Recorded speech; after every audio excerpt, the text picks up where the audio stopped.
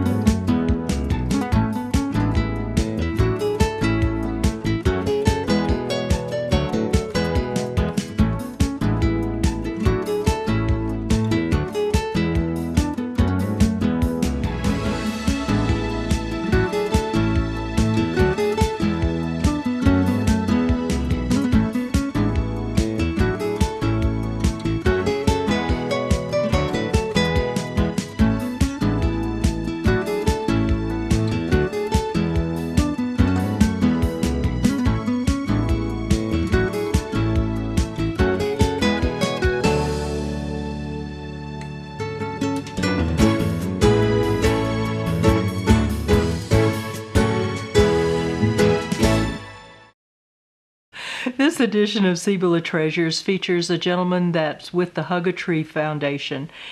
We have children lost every year that are out camping and hiking with their families, and this helps those youngsters know how to stay safe. We also have Steve Chavez, our new city police chief. He's our guest. And then Manny Vasquez is out at our wonderful golf course giving us a tour of what's happening out at the golf course. So don't go away, just stay tuned. El Cafecito has been serving authentic New Mexican cuisine for over 32 years. The first thing that greets you is the fragrant aroma of chili. The friendly and efficient staff welcome you to a dining experience that can only be found in Grants. Try the award-winning burrito, red, green, or maybe you want Christmas. Do you need a chili fix? You will not be disappointed. There's so many great choices. What sets El Cafecito apart is the made fresh chili every day. Oh, I come here for the breakfast burrito, which is very good. Service is good, fast. When you're hungry, you're ready to eat. A banquet room is designed for meetings, special occasions, and community events. For those in a hurry, the drive-up window offers convenience too. The service, friendly staff, great New Mexican cuisine is all due to Angela and Larry Baca. They oversee every aspect of El Cafecito. Welcome to this segment of Cibola Treasures. In our studio today is Steve Chavez, and he's the new police chief for the city of Grants.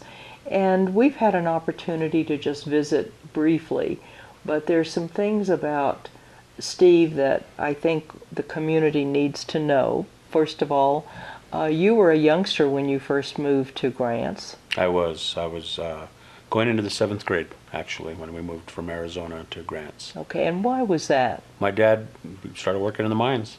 Okay. Yeah. You moved where the jobs were. Yes. Okay. And you've got a long history of serving the community in the role of protecting our Yes. community. So tell our audience a little bit about that background. Well, actually, when I graduated high school, I became a produce man for the grocery stores here in town, and then became a produce manager, and then I realized that wasn't my niche, and I went to school, tried electronics technology. Then when I landed in law enforcement was through Cibola County. I joined their reserve deputy program, and that was where I knew that was where I was meant to be, and put myself through the academy through UNM, and got on with Milan Police Department in 1992. Worked there for 5 years, Cibola County as a sergeant for 5 years, went to Laguna Pueblo for 8 years as a supervisor there and criminal investigator, and now back to Cibola County for 8 years as a detective, and then I just recently got the job as chief. Okay. Now, in talking to some of the city councilmen and city manager, there were some things that they were impressed with. Could you identify some of those things that you brought before them that had an impact on your being hired as a... Well, I took the interview in a way that I gave a presentation about my plans for the future, and simply I want to model what we're doing at the PD, going into the future off of a community-oriented policing schedule.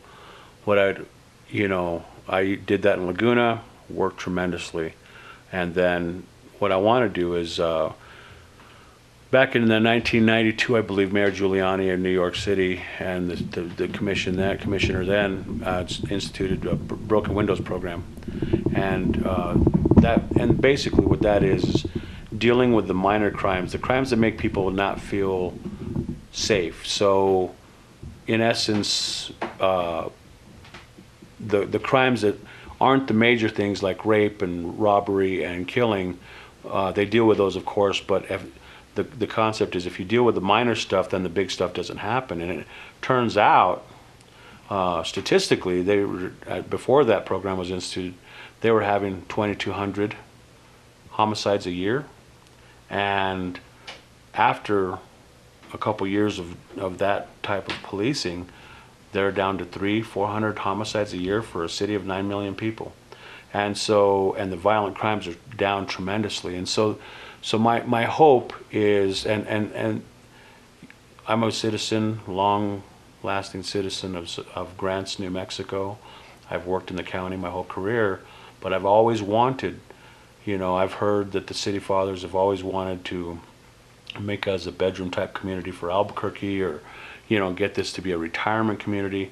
But there's no way we can unless we start dealing with crime in a meaningful way at the lower levels. And I'm not saying that the police hasn't done that, but it needs to be, it needs to be a community, a whole community. And I mean the judicial, the executive, meaning police, and the city council all coming together and saying, we need to start addressing these issues at the base level so that we can go into the future, and it addresses the big things. Sure. So, yeah. Okay, so let's say I can recall several years ago, we all knew in my neighborhood that on the corner there was a drug house. Yes. But nothing was ever done about it.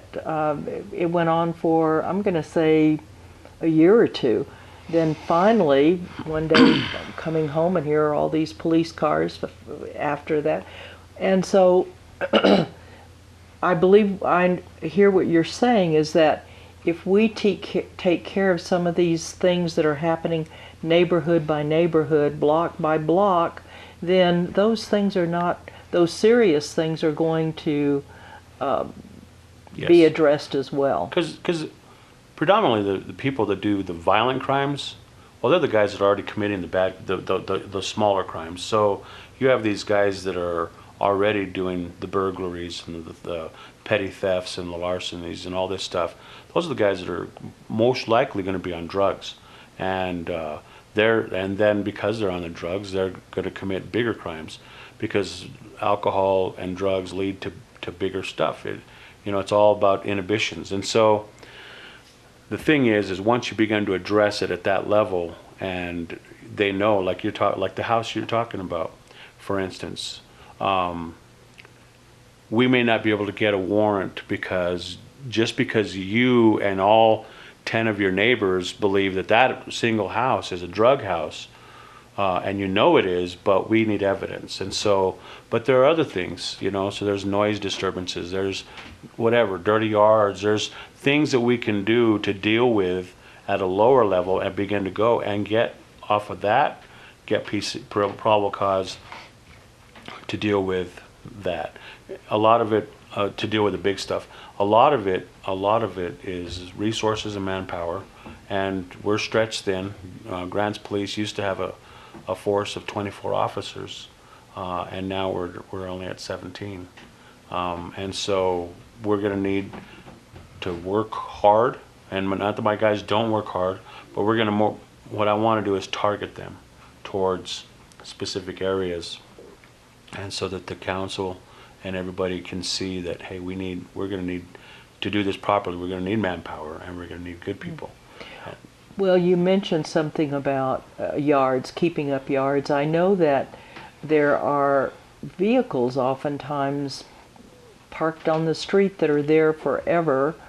And so code enforcement, you're working with code enforcement to address some of those things too. Actually, we will be working very closely with Mr. Winhorst because he is out there every day trying to clean up our city. And so my guys will begin to work very closely with him as he sees, like you're saying, the car on the street.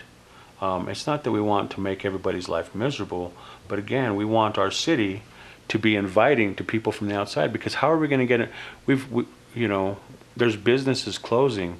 How are we going to get investors into the city if we don't begin to deal with the core problems? And I mean, like you say, drugs, but also cleaning it up. That's I mean, right. the city's been working very hard to clean up our town, right?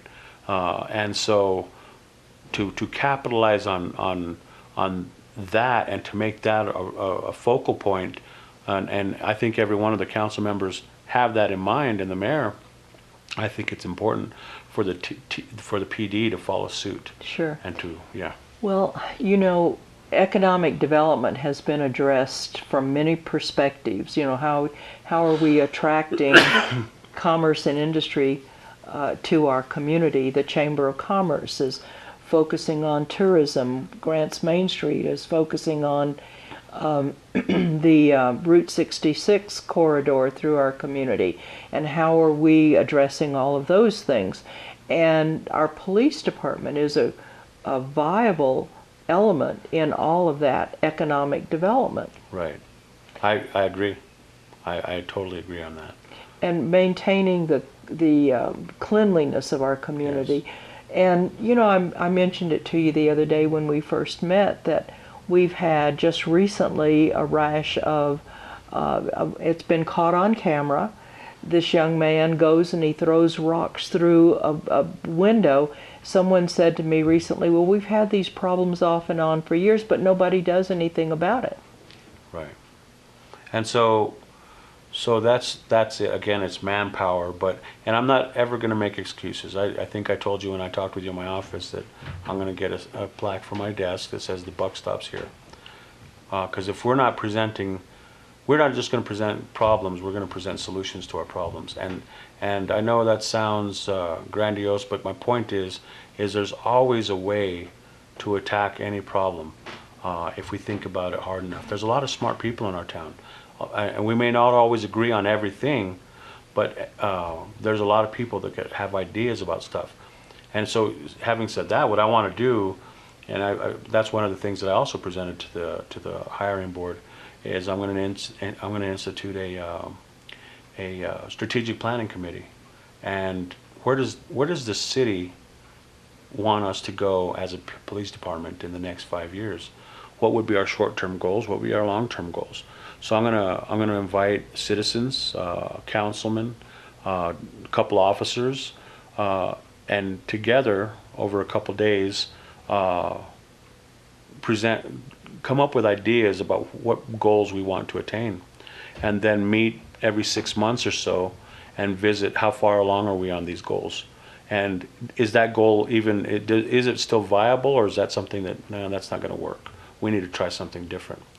So businesses address this way, and this is a different concept than I've heard coming from a police department, that having a strategic plan and moving toward that, and then having input from a variety of citizens, including your police force, is really a new concept for our community.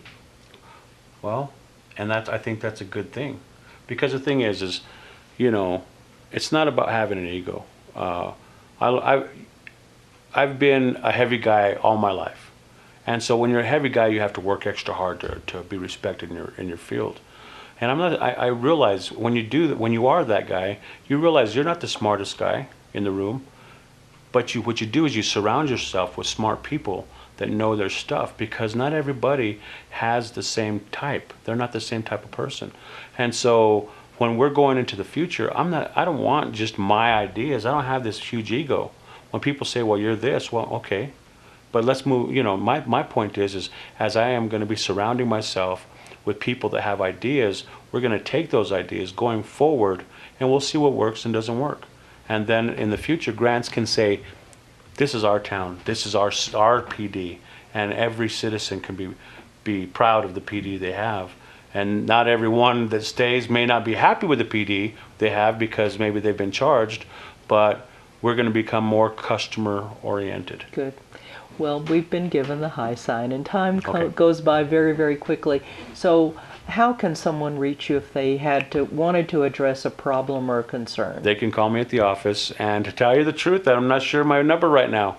Okay. But they could just call the office, and they can get through to Chief Steve Chavez. Okay. And if I don't answer the phone right away, I will call you back. Okay. Well, Steve, it's been a pleasure getting to know you. Yeah, thank you. And so You when also. you see Steve around town, welcome him as our new police chief, and you may comment on things that you want to see addressed. And he may or may not be able to do all of those things. As we know, we're not able to do all of the things that that people suggest that we do. But we wish you and your department tremendous success in making my city the gold, the treasure of New Mexico. Thank you. You're welcome. And thank you for tuning in to this segment of Cibola Treasures. Warrior Pegboard will transform your workshop or garage to a clean, uncluttered space.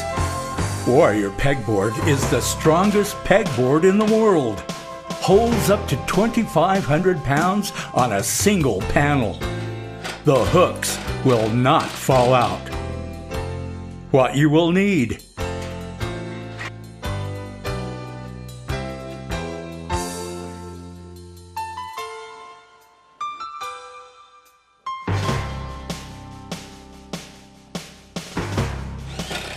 select the size, anchor to a stud, admire your handiwork. Warrior Pegboard's strong, sparkling appearance was designed by a veteran. Each piece of your Warrior Pegboard system is made in America. For sizes, prices, and shipping information, just select Warrior Pegboard at Amazon.com, Walmart.com, Jet.com, or DiscountRamps.com. For wholesale, military, and government sales, contact John Wesley. Hello, welcome to this episode of Que Pasa. My name is Manuel Vasquez.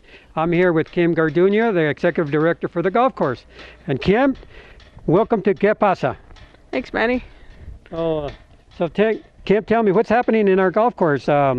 Give us a rundown of what you've done all year. All year we've had a couple tournaments. Our biggest one was the Knights of Columbus, which we had 120 players, which was nice. We've hosted the New Mexico Seniors, which turned out really nice. They enjoyed it. Our golf course is very good shape, and we've had a lot of people from Gallup come out this year. So, in other words, you're telling us we have our neighbor coming over here and see us all the time, huh? And they're bringing in grocery receipt tax, and I love that. Being a city councilman, I love to see our grocery receipts come out. And how many golfers do you think we get out of Gallup? Out of Gallup, we probably at least get at 75 or more. Right now, I have the Northeast Seniors who are here. So they're here. They play Tuesday here, so they're doing a practice round. We have at least 2 groups, 10 people. And they come from Albuquerque and all over the place. So we get people from Albuquerque, and do we have any out of Santa Fe, Las Lunas, anything like that? That's once in a while. Most of the time it's between Albuquerque and Gallup we get a lot of people off the highway. Last week we had Canadians. We had Canadians here just stop by to play golf. They were traveling. They traveled from here to New York, and they stopped at every golf course, and we were along the route, so they stopped at ours. Did you give them a good welcome? We did. We gave them the resident rate. We gave them a little bit of a break. So. Well, that's awesome to do that. I know they'll come back again. In the beginning of the year, you start off winterizing at what time of the year? In November, December? The end of our season will be October. October 9th will be our last tournament, which is the Coyote Shuffle I host. It's a little bit different. I do a cross country, so it's like 600 yards to get to one green. So it cuts down to 14, and then the next day I do all par threes. Kind of a different style golf. A lot of fun. So, scavenger hunt? That's kind of how. Is that what I'm hearing? Is a scavenger hunt? That's kind of how it is. The way it depends how you hit the ball. So you're chasing that ball all over the place. Says you're in one pond or the other pond. That's very true. Well, once you close down for the winter, what is your procedures on keeping up with the golf course? What we do is we make sure, we go through what we need to get done, fix things that dry out. Like I have number 18, we have a drain that's plugged, but I can't do anything right now because of the water, and we'll just sink down with our machines. So this winter we go through that. We repaint our T signs and get our mowers and everything ready for the next season. So you're basically what you're doing is putting in a wish list to the city manager to get things done and get some parts coming in for the golf course and the paint and getting your people to step it up. We do. That's what we do during the wintertime. We prepare for the next season. Make sure the stuff we didn't get through this season, we start working on our wish list to get things done for the following year. So you've got to have some wish list already in place in your mind what you want. We do. This year I think we're going to wish for a couple new mowers, because we have mowers that are from 2004. There's 4 mowers in the state, and we got one of them. and you have one of them, huh? It's a dinosaur. So you're ready to come up in this world with new technology on the lawnmowers? We are. Right now what we have set up is actually we're going to put some new satellites for our irrigation systems. So we do have that in the budget, so it's going to be coming to your way here pretty soon in the fall.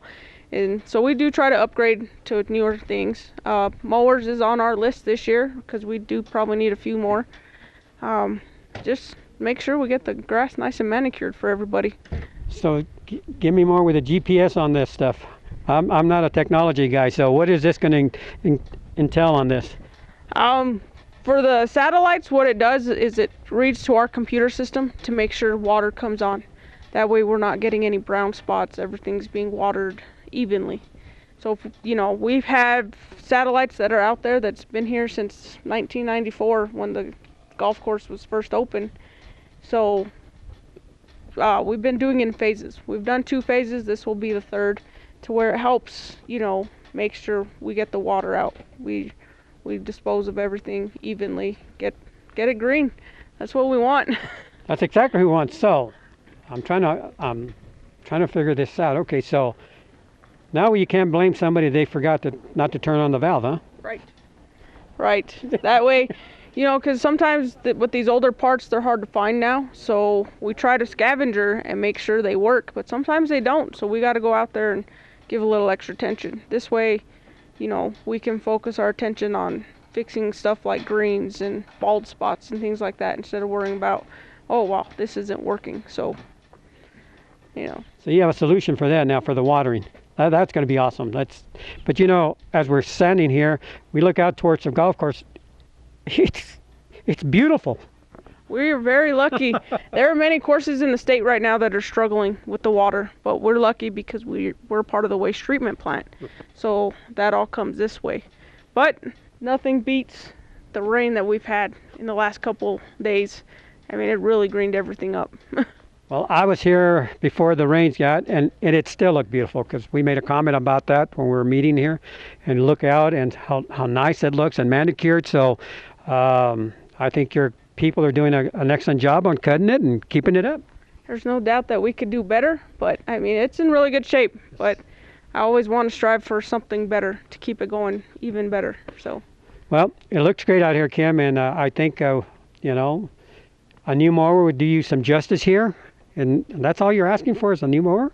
I know you're getting golf carts somewhere, sometime. Yes.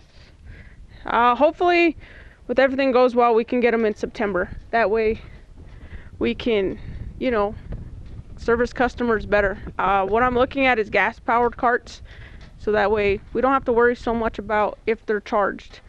You know, that way during the weekends I sell out on golf carts. I have 56 right now, and every one of them goes out. But we have to turn some around to plug them in to send them back out. So with gas-powered carts, I can turn them around and they go, because they get 45 miles to the gallon. So you can go around about 13 times before, you know, we worry about running low. So, you're going to have gas. With gas comes a storage tank. How's that going to work on that? So the company I'm working with is Rocky Mountain, and they're with Yamaha. And with the lease, they will lend us a utility car trailer with a 100-gallon gas tank for us to haul back and forth to make sure we got the gas. So it's no extra charge with the lease. Oh, that's awesome. They're going to furnish you with a cart so you can deliver gas, and if somebody by some chance runs out of gas out there in the middle of nowhere, you can go service them. We can. We're excited. Something different. A lot of courses are switching to the gas, and surprisingly, it's a lot cheaper. So, you know, I'm looking towards, you know, saving the city some money. So that's what we're looking at. And if we decide to keep them like we did with the electric carts, these ones are guaranteed to last us longer because you have that gas engine. You know, they're recommending another 10 years they'll go without any major problems. You will have 10 years service out of these, hopefully. And what kind of warranty are we going to get on these golf carts? With the lease, they'll do the 4-year warranty, but we're looking to lease them for 5, so they'll honor that last year. So we shouldn't have too many problems, and they'll give us a 20% discount on oil and the spark plug. That's what we got to change out once a year. And what that entails is they send us to a class once a year to keep up with the technology, make sure we know how to change different parts. You know, if a bumper gets bumped and we got to replace it, you know, they show us how to do it. So we're not guessing. They keep us informed. So they'll have a technical person available at all times for you guys? Yes. Well, that's awesome. That's what we want to hear. We want to hear that we're getting a lot more for our money than just, here's a golf cart, you're on your own. So this company's actually going to really help us maintain these. Yes. They're up and growing. It's a very good company, and I enjoyed that they reached out to us. So we've done our homework. So now we're in the process of seeing we can get them here by September. So Kim, hopefully. So here's what I see. I say you have everything on. You want your mower. Hopefully we can get your mower. Get in the golf carts. That's another one. So and you have your satellites for watering. And you got everything in line. So it sounds like next year will be a lot easier year. I hope so. We always have problems that arise, so we'll fix them.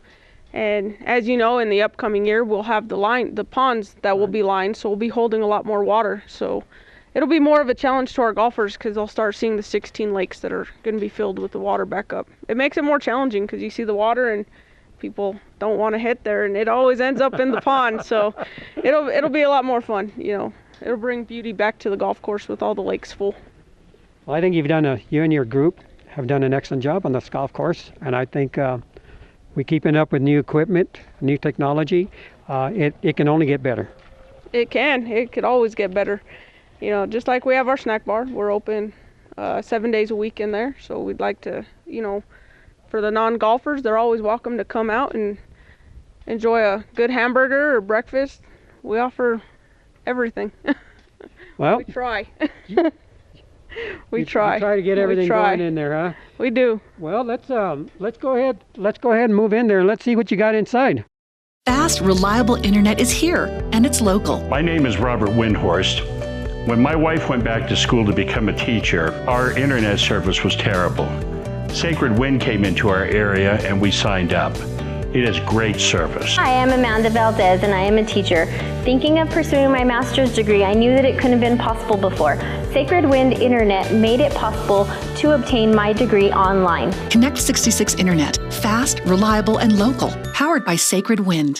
El Cafecito has been serving authentic New Mexican cuisine for over 32 years. The first thing that greets you is the fragrant aroma of chili.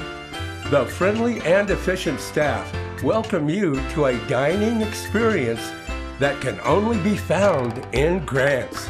Try the award-winning burrito, red, green, or maybe you want Christmas.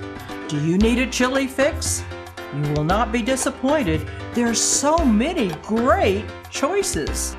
What sets El Cafecito apart is the made fresh chili every day. Oh, I come here for the breakfast burrito, which is very good. Service is good, fast.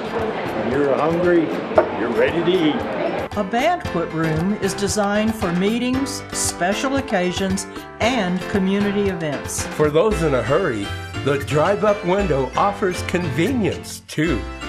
The service, friendly staff, great New Mexican cuisine is all due to Angela and Larry Baca. They oversee every aspect of El Cafecito. It's about putting others first. It's doing your best at whatever you do. It's all of these. It's commitment. This message is brought to you by the U.S. Air Force.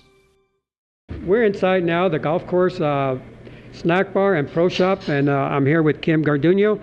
Kim, I would like to let the people know what you got going in here. So what we do is we have a snack bar, which is open 7 days a week. We open from 8 to 7 right now during the summer. We offer a variety from hamburgers to hot dogs to tacos. We do breakfast. We do now offer red chili, which we've never done in the past.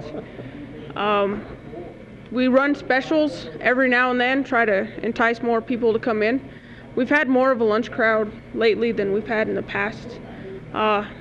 Natasha and the staff in there just run it wonderfully. I don't have to worry too much. We also have the bar, which is a great asset for after the round. They come in and square up, they eat, they drink, so it's good business. You know, it's a quiet setting, so it's not the hustle and bustle of trying to get everywhere else. It's one place.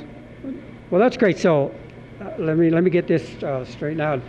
I can come in here early in the morning, 8 o'clock in the morning, come sit out here and have breakfast and look out at the golf course, look who's playing and look at the beautiful course that they have here. And then I can come back if I want to come back for lunch. I can come back for lunch, do the same thing. And remember, you don't have to be a golfer to come out and enjoy this facility. This facility is for our community. And a lot of people say, well, I didn't know they serve lunch out there. I said, well, yeah. And I think they serve lunch till 2 o'clock. No, we're open till 7. We'll cook till 7. We usually keep the grill open till 7. So that way after work you can call us and we'll set you up with dinner. So you have looking up at the menu, you have pretty much a full menu up there, and your prices are excellent.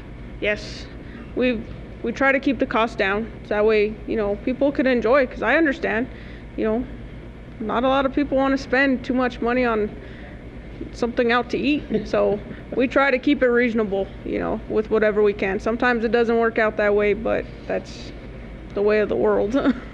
Well, when I come in here, my first one is green chili cheeseburger. I think that's about everybody's favorite. That is our biggest seller. A lot of people compare us to the Laguna burger, and I said, well, theirs is good too, but give us a shot. And a lot of people like it. They come back for more. Well, we have a beautiful setting here where I can come in and have my green chili cheeseburger and a Coke, my fries at a reasonable price, and I'm actually sitting in a beautiful environment. You are. And we do also offer the back room, which a lot of people are now doing birthday parties. So they're learning that we're not just the golf course.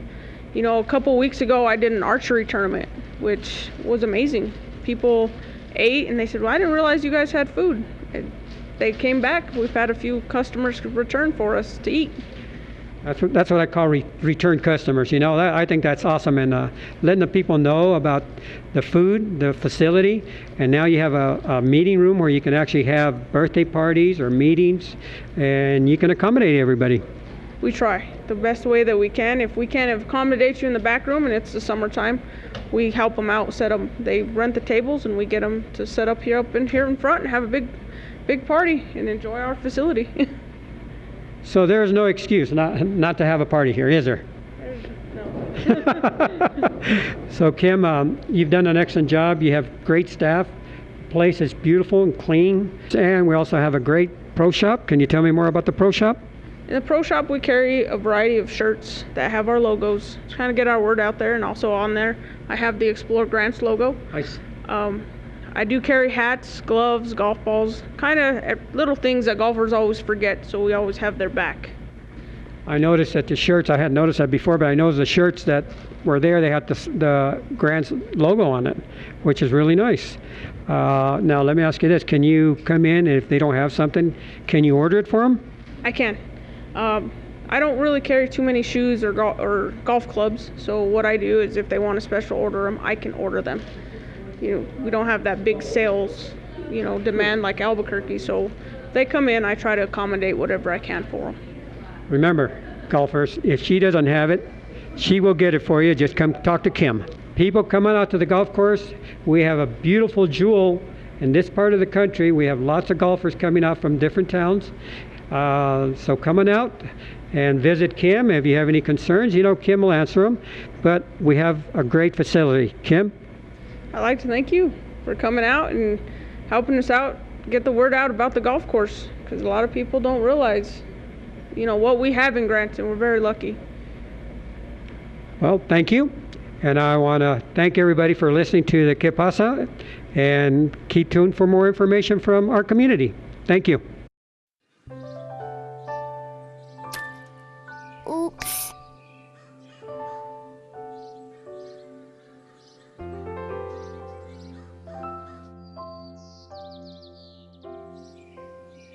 Uh-oh.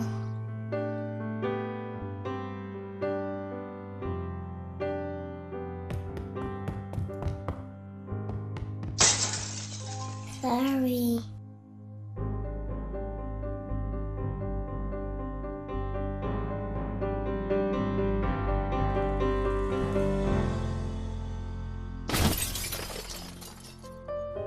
Get on top of it before they do. Every 24 minutes, tipped furniture or a falling TV sends an injured child to the emergency room. Preventing tip-over incidents is easy, inexpensive, and only takes 5 minutes. Learn how to secure your furniture and TVs to protect children at anchorit.gov.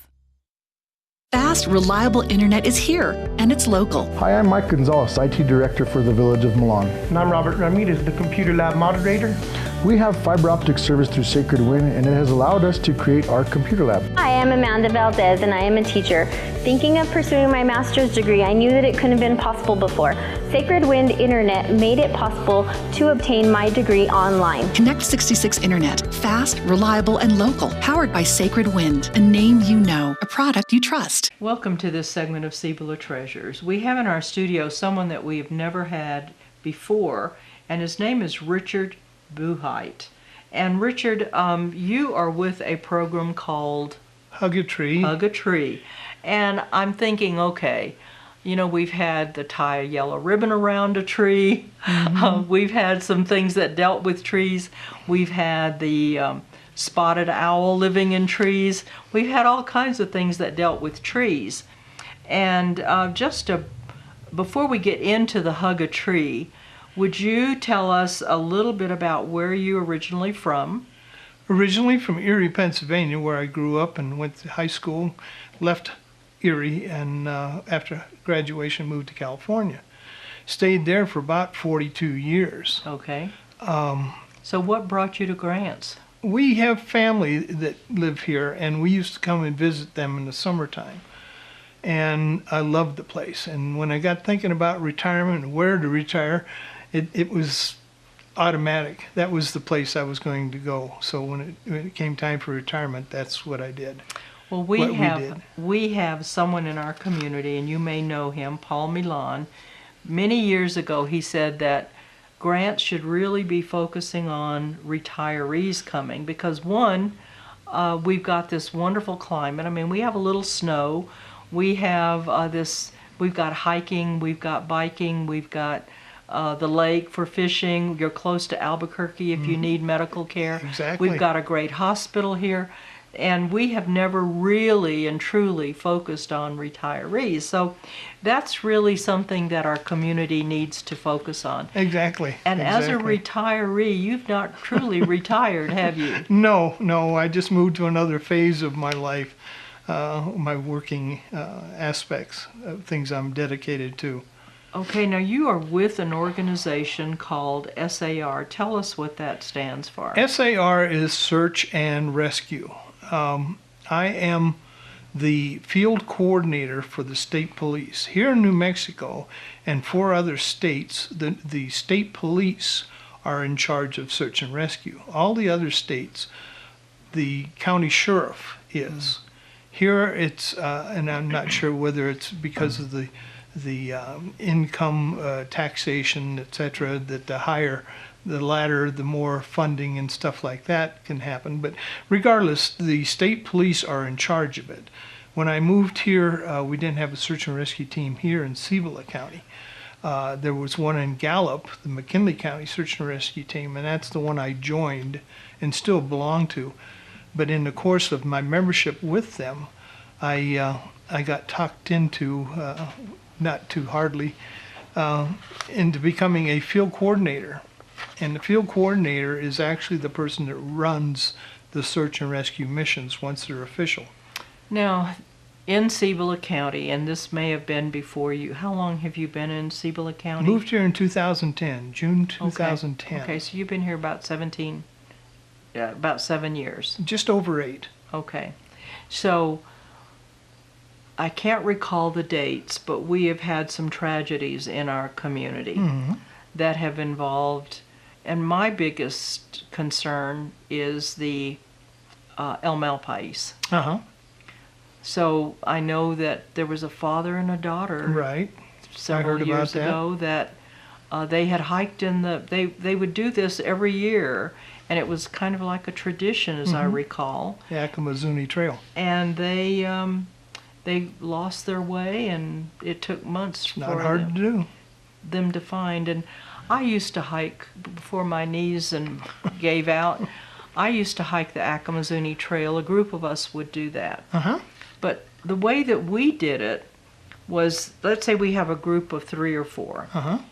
One would go toward that next cairn, and the rest of us would stay at the cairn that we were. Until they found it. And then when that person located it, because you're going over and around all this lava, and it's easy to lose your way. Absolutely. If you're just following a cairn, because you can't hop over a what do you call those, a fissure or a hole, and then you've lost track of both of them. I understand that completely. Matter of fact, with the advent of GPS, it's I don't know why the BLM, who manages that, doesn't have every one of those cairns marked as a waypoint, so that you could just put it in your GPS and you'd find that cairn. Right. Just merely by using your GPS, but regardless. But that was the way that we would hike, and we would have someone drop us off at 53 and then meet us at 117 several hours later. I think it's only a 7-mile hike. Yeah, but it takes quite a well, it's not a straight line. That's right. It certainly isn't. But we've had some tragedies, and then we've also had some successes. Yeah. There's been some plane crashes that have involved search and rescue. But by and large, most searches do have a positive outcome. There's a few that I have managed that we have not found the person as of now. We have still not found the person during my 8 years here. And that's understandable. I mean, we're not talking about metropolitan areas where people just navigate all over the place. It's very selective as to where people go. There's probably places that man has not put his foot, even locally. So search and rescue involves a lot of time, and it's a volunteer effort. Search and rescue people are volunteers. And one of the biggest enemies of volunteerism is time. And people work for a living and things like that. And it gets to the point where they have to make their choices of whether to go on a search or not. Best time to become lost is on a Friday or a Saturday or Sunday during the day. The worst time is Sunday night through Monday, Tuesday, Wednesday, and Thursday, because that's when people have to go to work, and we don't have the search people to go out and actually do the searches. So tell us a little bit about this project, and I guess it's a national project, the Hug a Tree. Okay, Hug a Tree started from the outcome of a search in 1981 in San Diego in the Palomar Mountains, when a family of 5 went up to the Palomar Mountains for a camping trip on a weekend. And when they got there, the 3 brothers went out to hike to this little lake, and on the way back the weather changed and it became foggy because it's up in the mountains, the clouds moved in. Long story short, the 2 brothers got back. The 3rd brother, who was a 9-year-old boy called Jimmy, and the last name was Beveridge, didn't make it back. So they looked for them, which is common. The family will expel a lot of time and effort looking for the lost person themselves before they notify the authorities. We tell people, as soon as you find somebody's missing, you call us. You can keep on looking, but call us. We don't care if they come walking in 5 minutes later and we have to turn around and go home. Call us immediately. It's just like CPR and things like that. One of the first things you do is notify people of a higher level of care. So anyhow, long story short, it took a little over 3 days and 300 searchers. They even had Marines from Camp Pendleton involved, and helicopters and things like that. And it wasn't until the Border Patrol agent named Ab Taylor came up there and got on the track and eventually found him, and he was deceased due to the weather. He had hypothermia and passed away because it was just terrible weather the whole time. So, long story short, after this happened, they reestablished the idea that, you know, if the child had stayed put, they would have found him, but he kept moving. And they were just one step behind him basically the whole time. So Ab came up with this program called Hug a Tree. Essentially what it means is stay put. As soon as the child finds or figures that he's lost, stay put. And then in the program we teach them how to feel comfortable with that. And we tell them, as soon as you find out you're lost, stop, calm down, and stay put. We give them elements to help them calm down and feel more relaxed even though they're in a panic. Things like a whistle, because you can shout help just so long before you're hoarse, but as long as you can breathe, you can blow a whistle.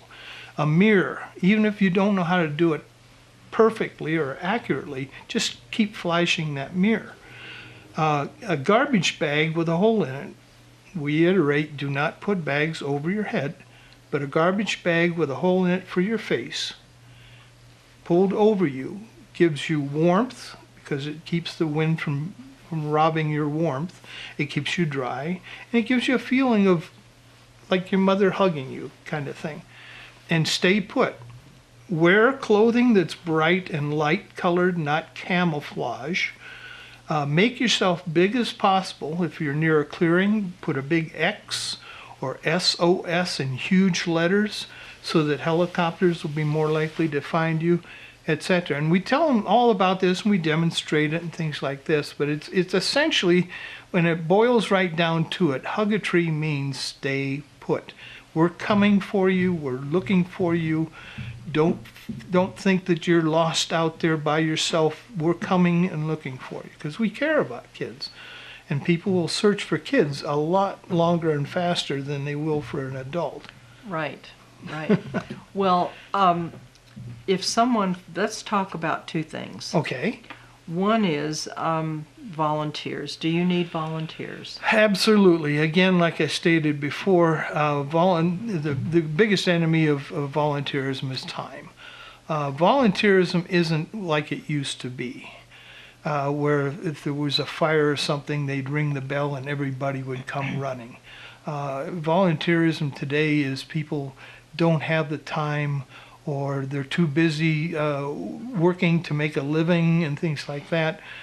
And it does take time because you have to learn proper procedures and things like that, tools of the trade, as it were, so you don't become part of the problem. Sure. But part of the solution. Sure. Well, how can someone get in touch with you if they wanted to? I see here. Yeah, that's the phone number of the state police.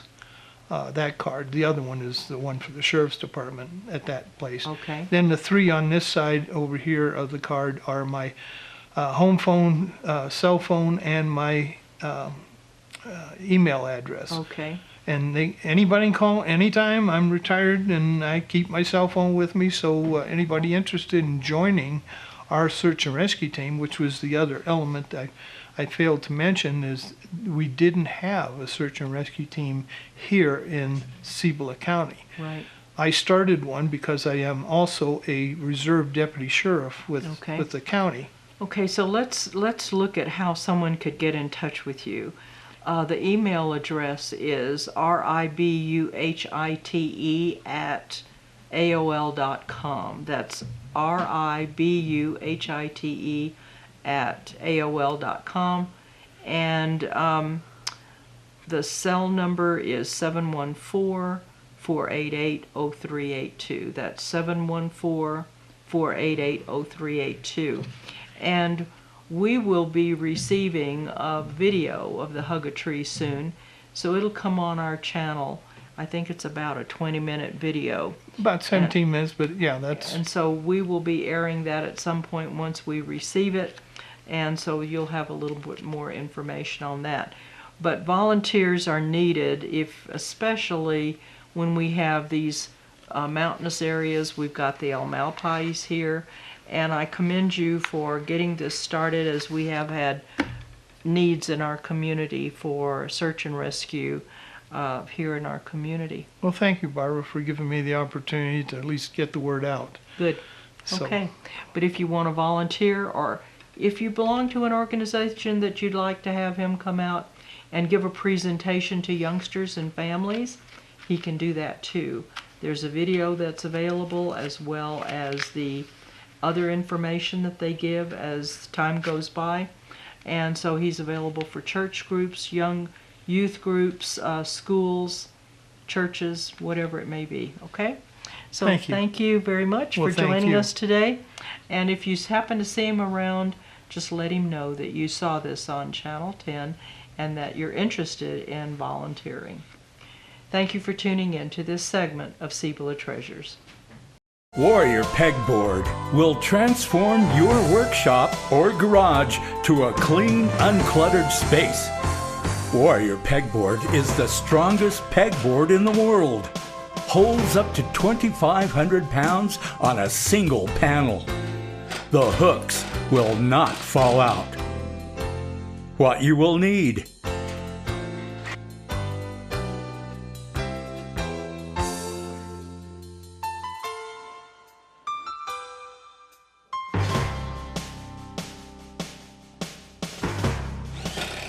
select the size, anchor to a stud, admire your handiwork. Warrior Pegboard's strong, sparkling appearance was designed by a veteran.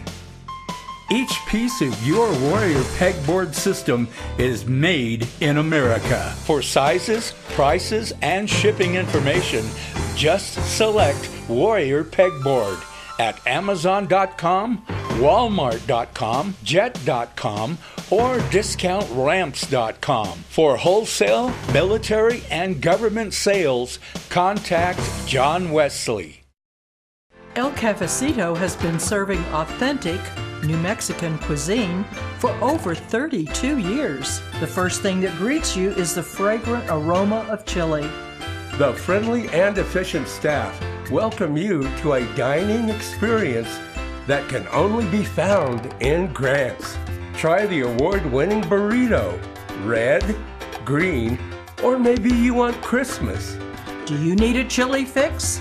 You will not be disappointed. There's so many great choices. What sets El Cafecito apart is the made fresh chili every day. Oh, I come here for the breakfast burrito, which is very good. Service is good, fast. When you're hungry, you're ready to eat. A banquet room is designed for meetings, special occasions, and community events. For those in a hurry, the drive-up window offers convenience too. The service, friendly staff, great New Mexican cuisine is all due to Angela and Larry Baca. They oversee every aspect of El Cafecito.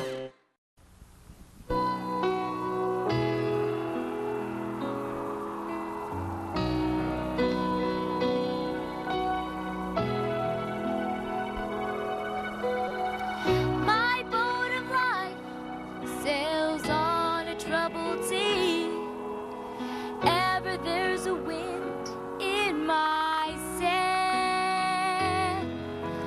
But I have a friend who watches over me.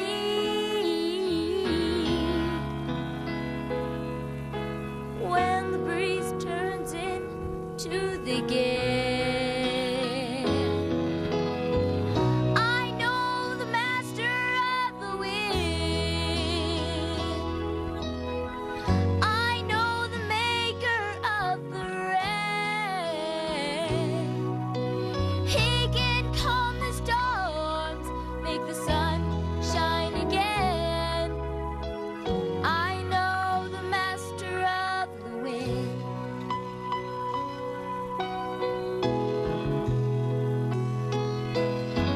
Sometimes I soar like an eagle to the sky. Among the peaks my soul can be found.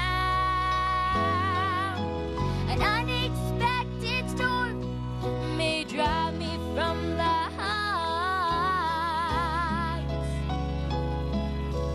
Bring me low but never bring me down.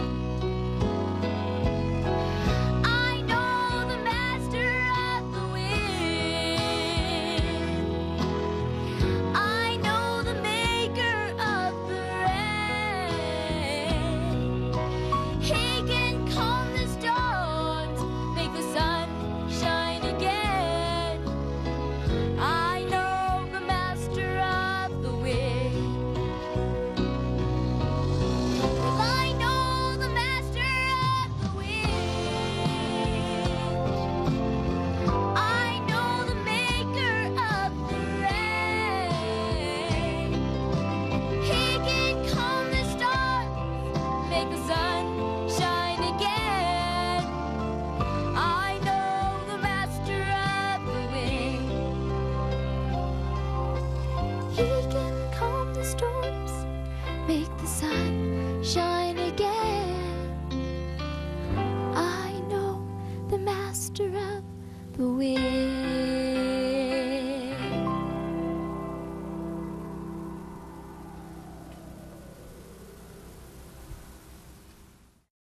There are two things I'd like to mention as we close.